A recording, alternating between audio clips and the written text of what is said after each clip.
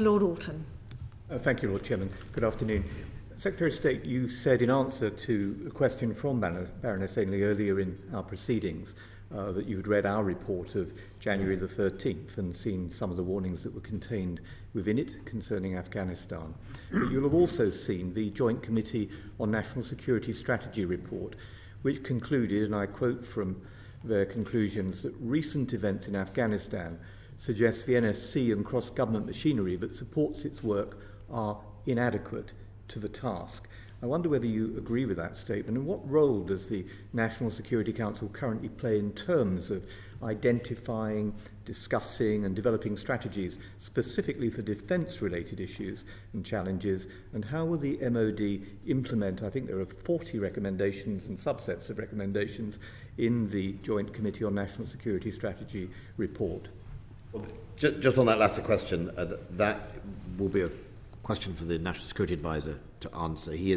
When he moved across from being my permanent secretary, he started a process of reviewing the NSIG, the NSC's structures, and has come up with some recommendations, but I certainly think that is still work ongoing.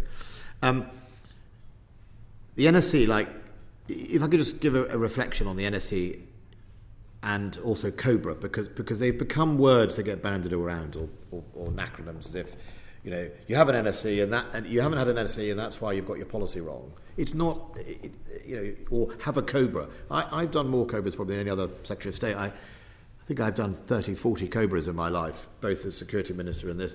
And sometimes you can have COBRAs and there's absolutely nothing to decide because it's been called too early or it's been something must be done. But actually, we're not the operators. We're not there to direct soldiers and police officers. And so the NSC is very strategic insofar as, you'll have a subject, it will bring to bear intelligence, key secretaries of state, but it is rarely very prescriptive. I mean, it'll say something, along the lines of, do we want to have a strategy around dealing with Al-Shabaab, right? But then you go away and you are left to your own departments to formulate that and your officials to work across government to do the detail. And I think the question of whether we have enough of them, whether they are crafting sophisticated strategy, is actually, I think, more of a question about the committees below that and the officials stroke professionals who are then tasked to formulate a mission or a plan.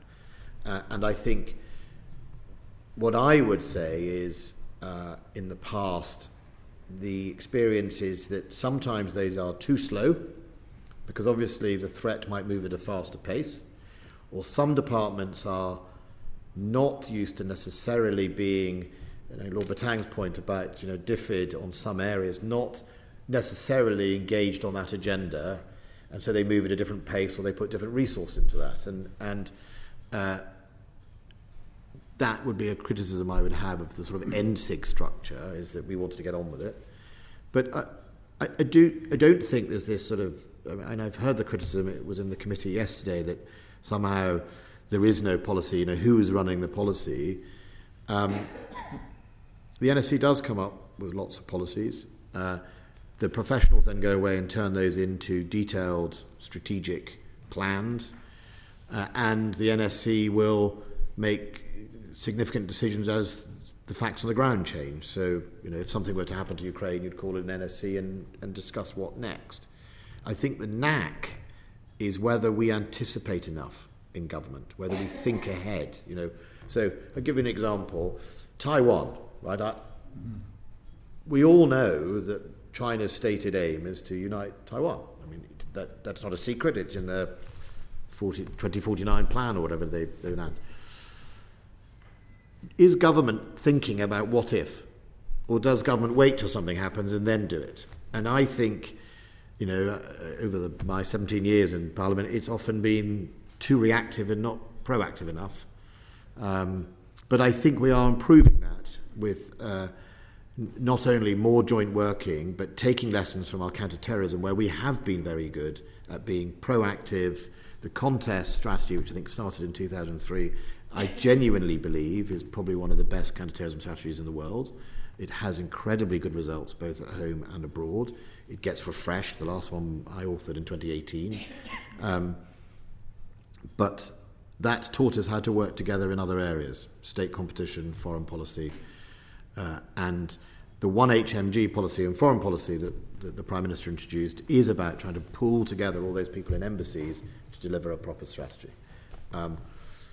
So I think it does work. And, you know, the fact of the matter in Afghanistan, and it's a difficult fact to admit, is the Americans were the fundamental framework and provided that. And when they chose to go and they chose that timetable, there was almost nothing we could do.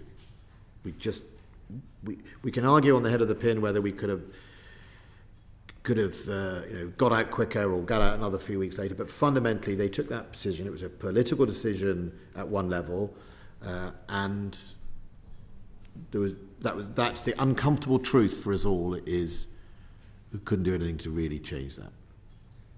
Thank you for answering that so candidly. You referred to the situation concerning Taiwan and South China Sea, and the following report that this committee published was on China, security and trade.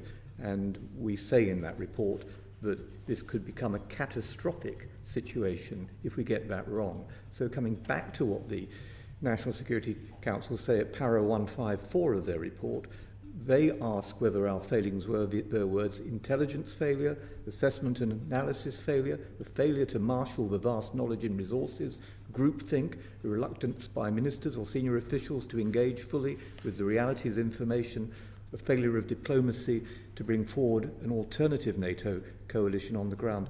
Have you had a chance to look at that list, and how would you calibrate them? I mean, they are hard questions, and I know you want to think about them very seriously, but how would you calibrate and prioritise those things? Well, if I may, I read that report. I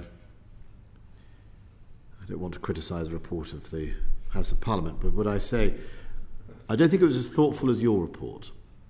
I think there was quite a lot of criticism just thrown in for criticism.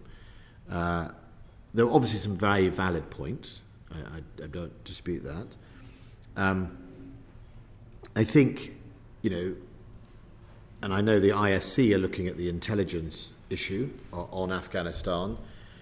For what it's worth, you know, I wrote my first intelligence report as a young intelligence officer in 1994, albeit fairly junior.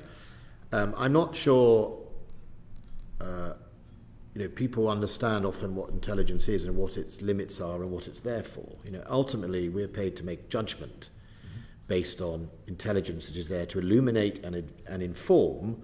But as we know, all intelligence is caveated. All intelligence has a confidence level, and ultimately, people have to make their choices. Now, I put a team into Afghanistan in January this year to start the plans that became op-pitting. Because in our department, we plan for contingency. We plan for the whole range. So op-pitting itself wasn't invented in August the 12th or 15th. It was designed by our military planners and forward recce'd at the beginning of the year. And I think we should also, again, be honest on the limits of intelligence, that both the end of the Soviet Union, the end of Saddam Hussein, when regimes collapse, it is inevitable the intelligence available shrinks, because your footprint shrinks, your sources dry up, some of your sources might get on an aeroplane and leave the country.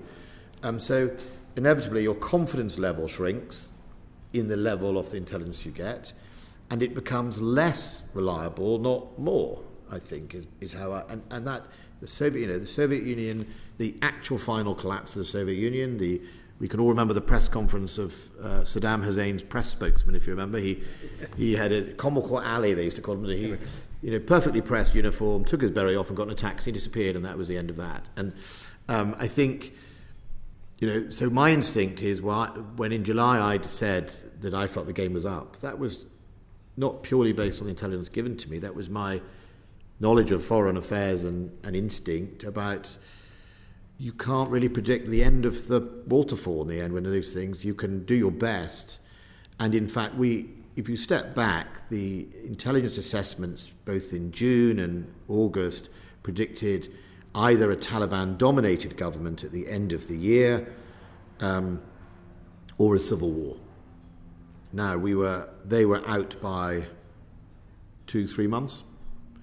But in the scheme of 20 years, it wasn't perfect. But I think the intelligence is never the full picture, and I think people sometimes think it tells you everything, and it rarely does. Thank you very much. Thank you. I'm turning now to Baroness Fall. Kate.